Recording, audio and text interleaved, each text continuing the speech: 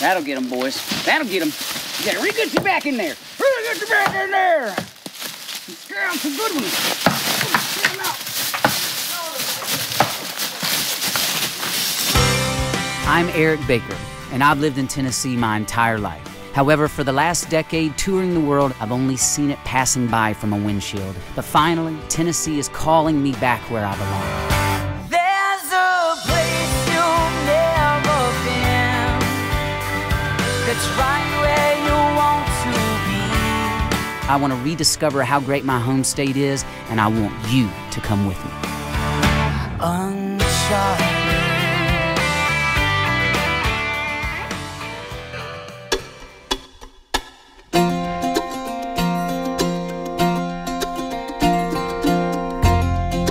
It's been 3 years since I first auditioned to host this show. Over 36 episodes and close to 60,000 miles. Hundreds of hotel rooms, thousands of Red Bulls, and more trips to Chick-fil-A than I'd like to admit. Still, after all that time, it never ceases to amaze me how many adventures can unfold from a single event. I recently read that people took more photos last year alone than were taken in the entire history of film. And while it took me a few minutes to fully process that statement, I'll admit, I didn't find it difficult to believe. It's amazing the power of a forward-facing camera, and its ability to take us back to a moment in time grows ever more accurate with every passing day. Still, it's rare to be afforded the opportunity to go back and replay your choices and challenges, quite like I have on this show. Now, I'm blessed, I won't dispute that. But seeing that much of yourself isn't always what I would describe as a blessing. You see, it's easy to miss things in life, and it's staggering all that you can find in hindsight.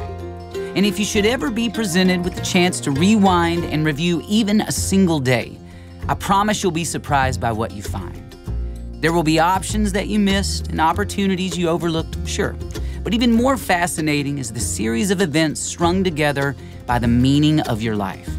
It's easy to miss when you're in the depths of it, but from above, it's a captivating choreography. A few moments later, and you would have missed that interview. A few minutes earlier, and you would have hit that crossing deer. A few words less, and you wouldn't have met that person.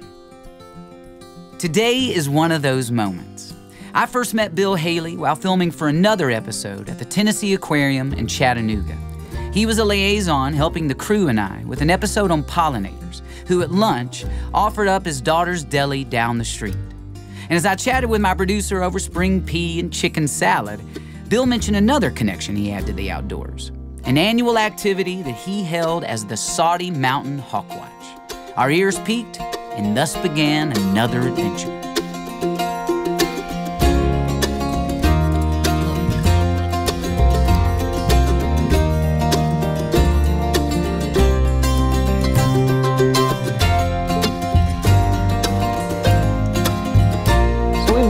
We've done a couple of birding things on the show, and birding was very, very new to me just a couple of years ago. I really didn't know anything about it.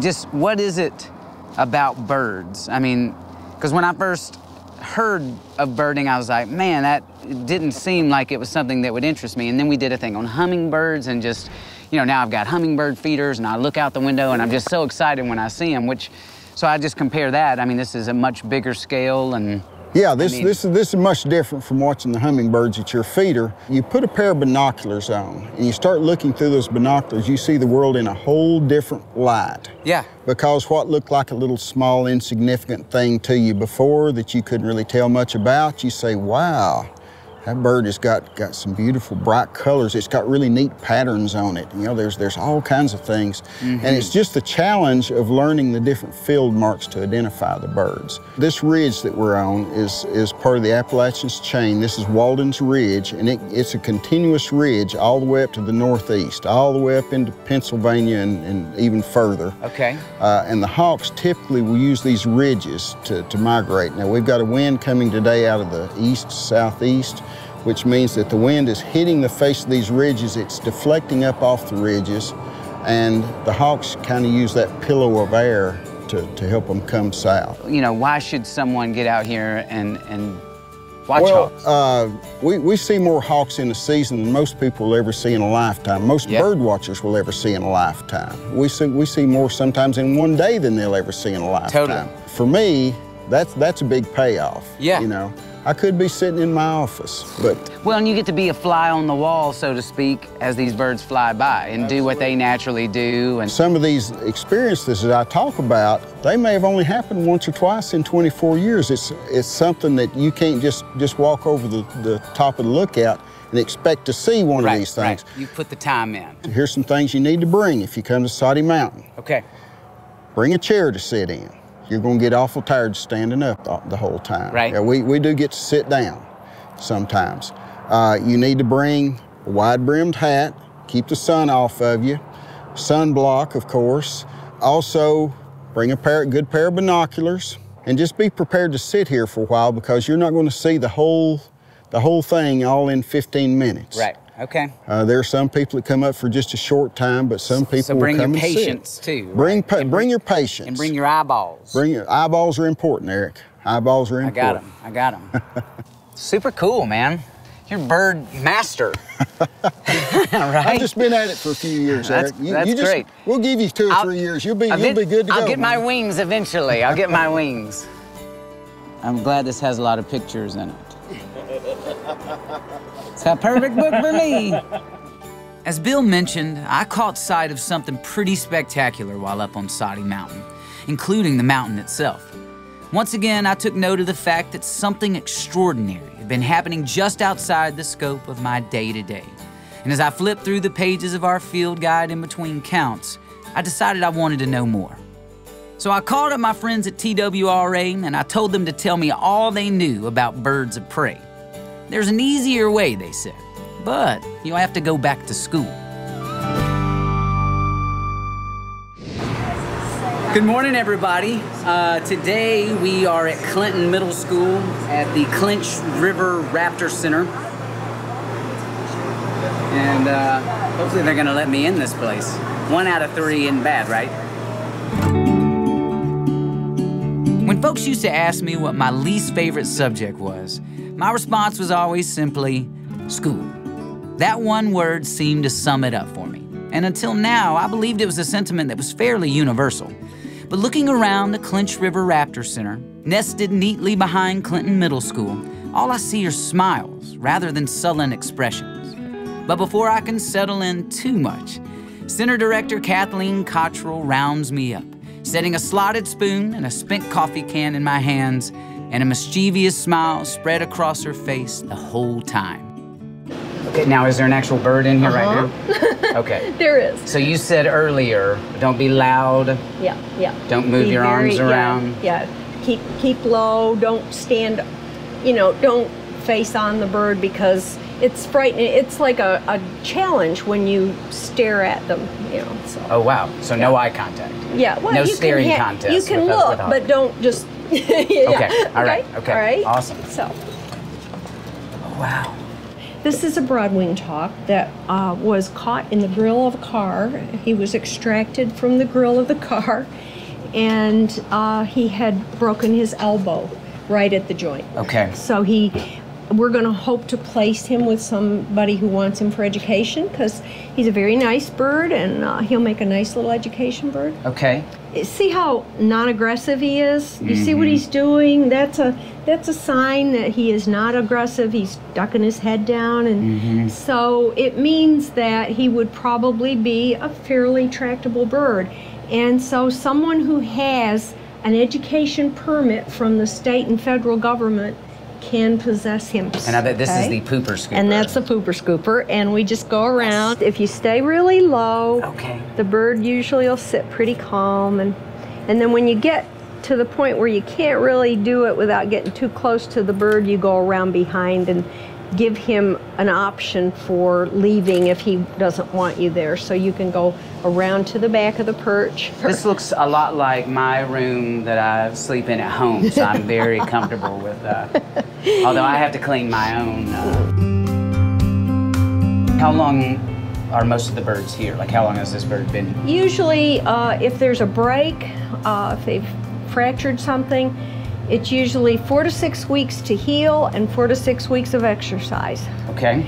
If they just... So these birds aren't living here like the duration of their life? Only the education birds. Okay. And TWRA, we work with them a lot. We have a lot of the officers bring us birds because people find them and call them, and then they call and bring them in. So that's very helpful. Okay. Yeah. So I mean, one of your very strong partnership there. Oh yeah. Yeah. Oh yeah. How many birds do you think have come through this facility?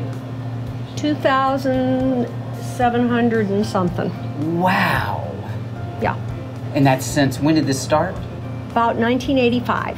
And my other proud thing is we've probably seen over 1,000 middle school students in this facility who have learned about the birds. To see a bird like this up close and to look in its eyes gives you a whole new perspective, right? Yes.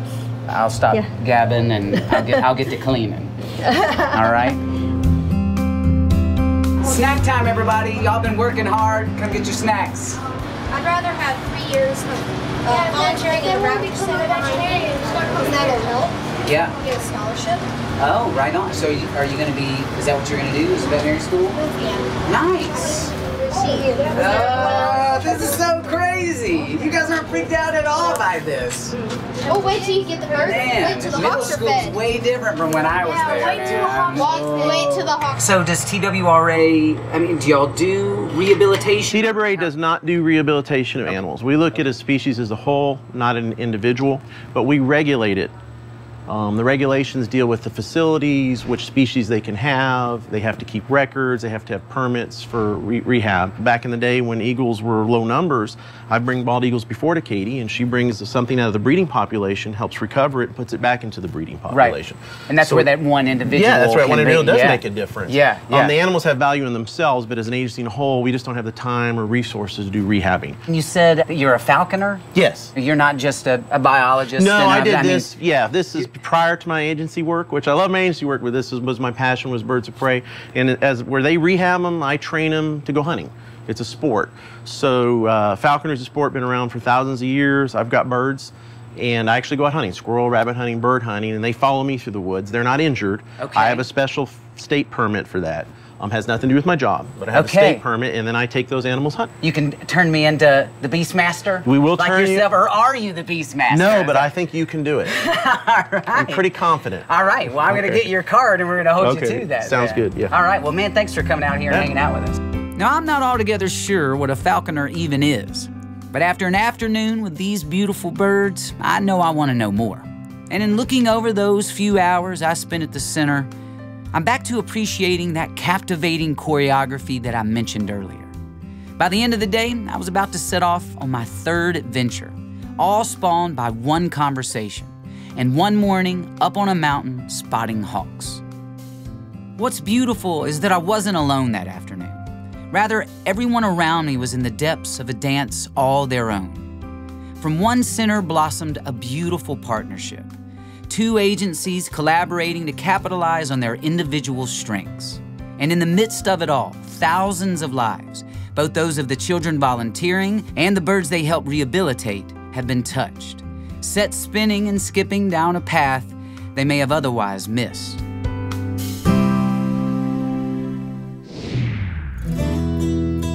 So many roads to travel, goes the theme song, and I do want to run down every mile. But I'll be honest, I wasn't aware how much running was in store for me today, or how many thorns. We're hunting falcons. Let's find out what that means.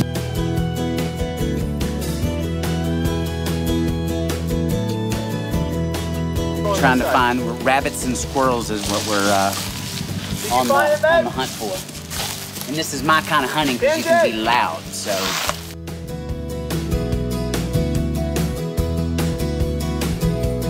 Just getting to participate in what they do naturally? Yes. This is one of many birds you have? Is that right? I got a Merlin, and I've got another one I'm going to hunt with him that's not ready yet. I'm still working with him. First, it's called manning, which you just sit with the bird, you get it used to you. It's got to be used to you. Then there's some weight control, and then there's some different things. They got to understand what a whistle is, that it comes to your glove or whatever you're going to do. Yeah. Some people use lures, and once you get all that relationship, you take them outside on something called a creance, which I have the other bird on. It's a string, a running line. And if it comes to you immediately from so far away, I know it's ready to go hunting. The other one's not there yet. Okay. So in a day or two it will be, and then I'll take it out here, and it will use, he's what I call a make hawk, which he's experienced, so the other one will learn off him. Okay. Your career is in wildlife. Yes. But this is your personal time. I mean, that's... Yeah, this is what I do. I mean, what brings you out here? Dude, aren't you having fun? I am. I'm just... Hey, well, with the kids and stuff, like I got 3 boys, it's just fun being out here doing stuff. I like being outdoors. I like solitude. You're by yourself in nature. You're watching birds fly, chase things. I don't know. I really can't explain. It's just kind of fun. Yeah. It's relaxing. Yeah. That's what I like doing. How am I doing so far? Fantastic. I think I'll sponsor you in 8 years. So your job as a falconer, and it makes principle, you got to kill the game or the species or the prey item like that. Okay. Just because you're the reason it caught it. You're responsible. That's your responsibility. And on squirrels, same thing. You're putting them out of his misery, but you also don't want your animals injured. Okay. Jackrabbits have killed Harris hawks in Texas where they kick them and break their chests. Squirrels can bite and break toes. So your job is to be there on the prey as quick as possible. Okay. Someone who is not a hunter, who's watching this maybe and is like, I can't believe they're doing that. What would you say to those people? You're out having fun, you're enjoying a sport, but you're also trying to respect the animals that are being caught. Yeah. You're trying to take good health and responsibility with your animals. Okay. And hopefully people can appreciate that. Yeah. Some people have different opinions, don't think anybody should hunt or whatever. There's nothing I can do with that. All I can show is that what we do, we try to do, all of us, that's why they're my friend, we all try to do the best we can and do it the right way. Yeah. They eat what they kill, so it is natural in a sense. You're not letting things suffer, and you want to let them, hopefully people, we gotta go. Okay.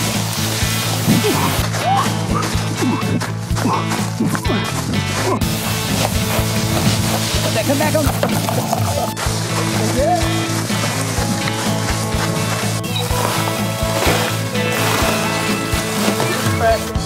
So both of them are here? Yeah, they both got it. Nice. I was sitting over here, and then all of a sudden I heard something, and I hit, and then all of a sudden it ran out, and yours crashed. Steve, can I cover yours? Yeah, yours crashed. Let me get something to feed him.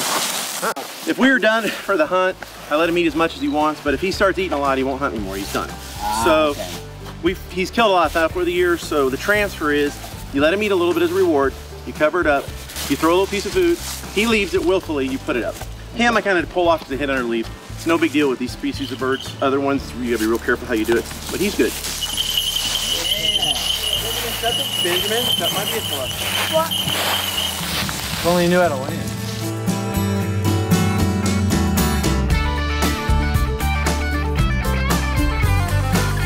Day one of a long journey to having a bird of my own. 20 years. Day one, folks. We'll check back in 8 years from now as I get my own trusty feathered friend named Leroy. Today was a day I hadn't expected. It was a day that I stumbled into, and arguably through as well. But it ultimately introduced me to incredible wildlife, a spectacular setting, and several fellows that share a love of running around the forest, chasing things like we're back to being young boys. It was a memory made of so many magical moments that it's difficult to fixate on any one in particular. And it was also the inspiration that I needed to pick up the phone and make a reservation for one final adventure.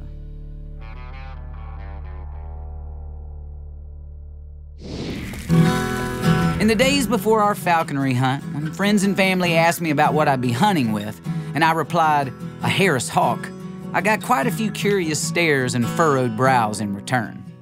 Likewise, when renowned chef Tim Love purchased a deteriorating building in Knoxville's Old City and proposed fine dining featuring everything from pheasant and rattlesnake to ribeyes and rabbit, the sound of the city holding their breath could be heard to the Smokies and beyond. It was a bold move, backed up with big flavors and a commitment to craft. I'm already snacking. This space is super special, and it looks amazing in here. I think the building's awesome. I've always thought the building was awesome. Yeah. You know, our experience we wanted to create here is, even though we're a Texas restaurant, clearly that's where I'm born and bred, the one thing that struck me most about Knoxville is the railroads. So the design of the railing and all that's all this linear, it looked like railroad tracks and the way it moves around tracks and multiple tracks and how they combine together, and yet still feel like you're in the most comfortable place in the world. Yeah. And so everything in here is a craftsman from Tennessee. All the tables were made by a guy from Knoxville. All the plates are made from a lady from Knoxville. Our glassware is created right down the street from Pretentious Glassware in Knoxville. Like, it's just all these things that people, when they pick things up and they feel and touch, they're all real materials, which is kind of the whole principle of what we are. a restaurant made of a lot of real things, real people, real food, real cocktails. Yeah, unbelievable how that then funnels into rabbit rattlesnake sausage and you know, pheasant and quail, and I mean this is by no means a drive-through menu. No, it's not, and it's very unusual for this city. Yeah. But the restaurant, I kind of want to show that, you know, heritage, if you will, where this is where I come from. This is the food we like to eat and the food we ate when I was growing up. And yeah, do I spruce it up and modernize it? Absolutely. You know, we're not just roasting a whole deer and making some tacos, which is delicious, by the way. But that's where the menu comes from. It's about all the ethnicities that settled Texas. So all these people influence the way that we live, and so I want the menu to show that kind of influence of, you know, what made me the person that I am. Totally. Well, I'd love to kind of get a in-depth look, possibly, I figured we'll do or... the elk loin. It's one of my favorite dishes on the menu right now. Yeah, man. And I was gonna have you make a little bit of the candied blackberries for me, because, you know, totally. Can't come here without doing something. Okay, man, well, let's get to it, dude. Awesome, dude. Awesome.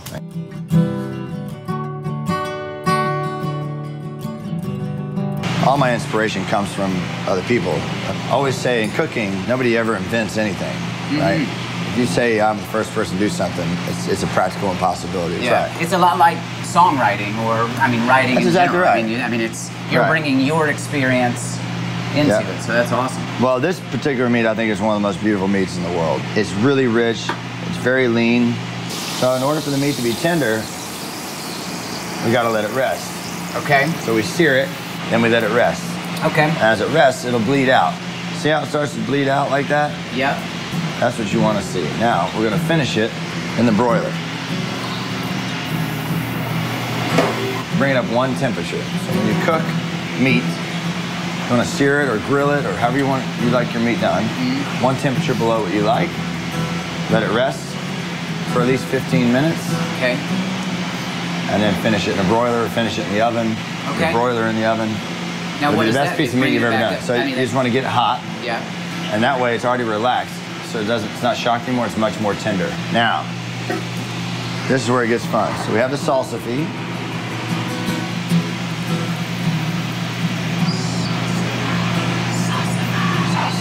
Salsa fishes. Yeah. Eric, only if you like meat perfect are you gonna like this meat. Well, if you don't like perfect meat, I don't know what to tell you. I clearly, can I claim that I cooked this? I can't say that I've ever actually cooked perfect meat. Look how perfect that meat. Look at that, dude. Golly, I did good. Yeah, I can't believe you did it. It was incredible. I'm not gonna lie to you. Yay, well, man, now I'm done talking to you, man. I know, we should eat it. We should eat it. Look at that bite. I don't know that I've seen a more beautiful bite in my life.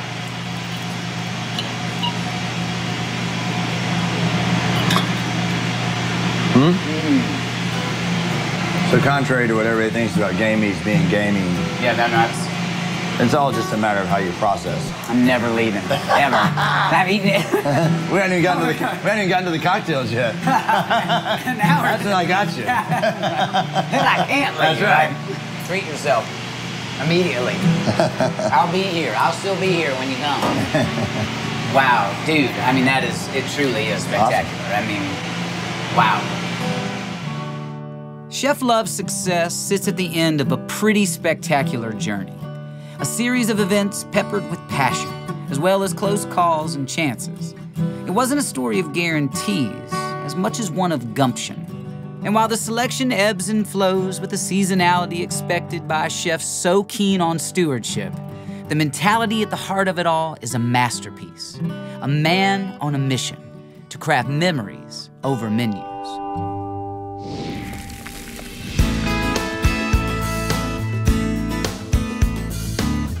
Several years back, I wrote a song called My Two Left Feet, which details the particulars of passion and a budding romance through the lens of what may, from the surface, appear to be a less than perfect dance. You look so good when you're dancing, it says. Can I have this dance for the rest of my life? It's a sonnet meant to summarize all the imperfections that weave my wife and I together. It was a dazzling dance that brought Mandy and I together.